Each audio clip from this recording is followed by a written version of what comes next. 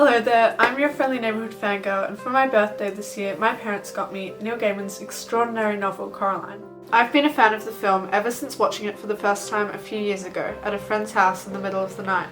I had actually encountered it twice before as a child, but it scared me so much that I never engaged with it past changing the channel when it was airing on TV, and selling my old copy of the novel without having read it. This time I read the book in a single day. Now it's when I think about the story of Coraline long enough that it starts to scare me, and I absolutely love that. The endless theories and depth of the world tick all the boxes for my kind of healthy autistic hyperfixation. So of course I had to honour that in making Coraline one of my cosplays of 2023. This video will take you through the tunnel all the way from the design stage to the final photo shoot. Let's begin.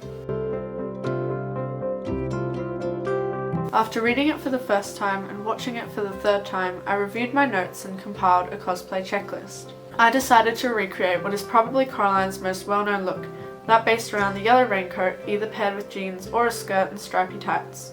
The costumes were designed by Deborah Cook, but during my research into the cast and crew, I discovered a cosplay connection in a completely different department: music. Bruno composed the score for both Coraline and Song of the Sea, from which I cosplayed Bruno, a magical and mysterious selkie. There are only two pieces of clothing that provide the base for this costume.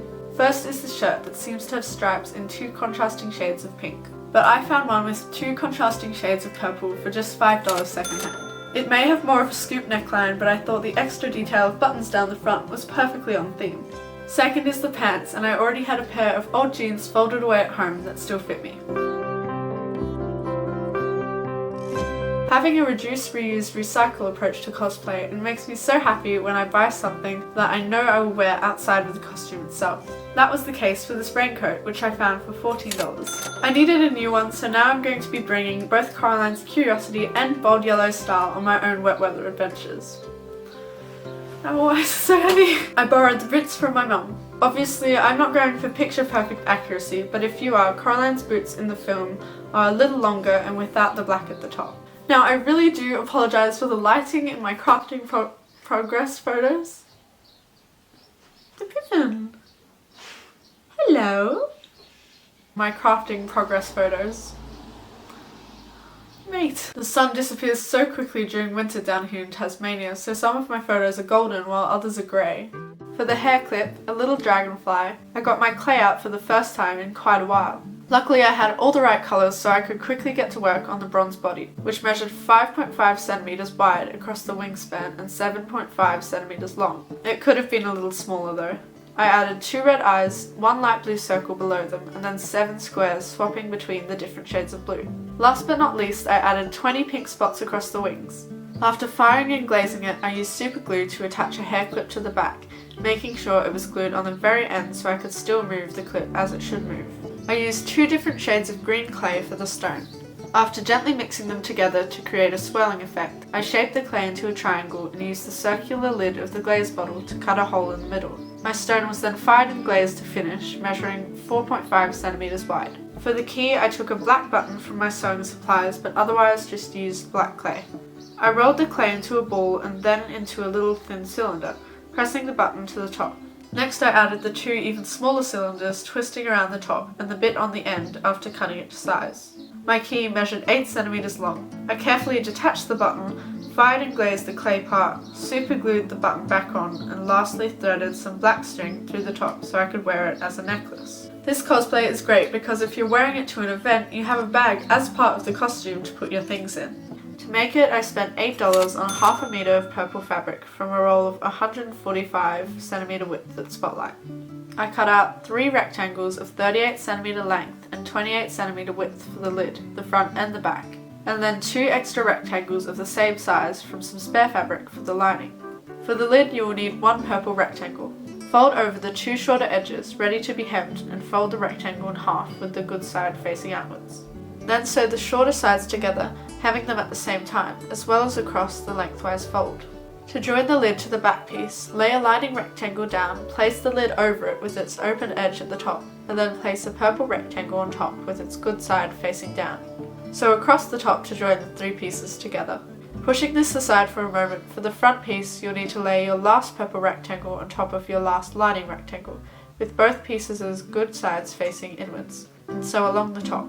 Unfold this and lay it flat. Then place the piece you pushed aside on top of the front piece, good side down, matching the lining on top of the lining and the purple back on top of the purple front. Beginning on the lining, sew around the edges to join the pieces together, but make sure to leave a 6cm gap between your start and end points so you can pull the bag inside out. Now the good sides are on the outside and you can sew up the gap. Finally, you can cut a strip of 144cm length and 8cm width from your spare purple fabric for the handle. Fold the width in half, good side facing inwards, and sew the long open edges together to create a tunnel. Turn it inside out and sew your handle onto the sides of your bag. But we're not quite done yet. Coraline's bag has a little fish pin on the front, which yet again I made from clay. First I rolled a ball of green clay before shaping it into a fish, 9cm long. Second I added a layer of darker green over its middle, and third I dented a mouth and an eye onto its face using a fork. Fourth I completed its outline using white clay, along with the details of its face and middle. Fifth I added a pupil to its eye using permanent marker, firing and glazing it, and sixth I superglued a safety pin to its back on an angle so I could pin it onto my bag.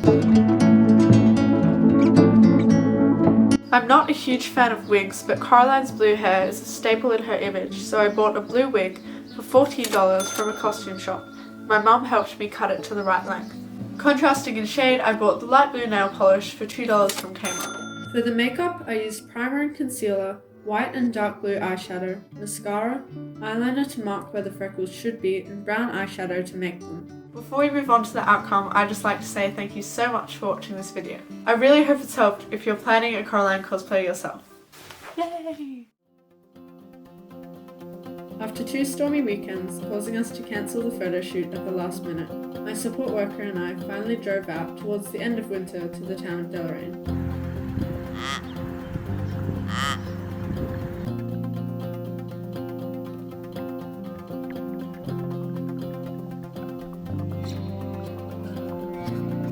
I chose this location, the back of the showgrounds, which I had previously gotten permission to use, because the trees along the banks of the Meander River remind me of those near the well in Coraline.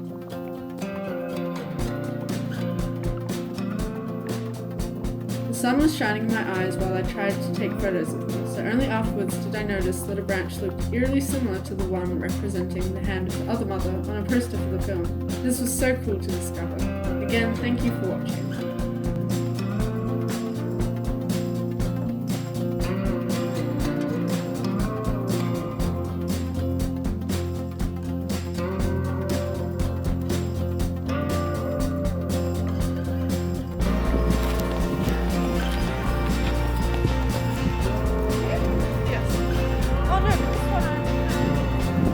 I'm against a tree.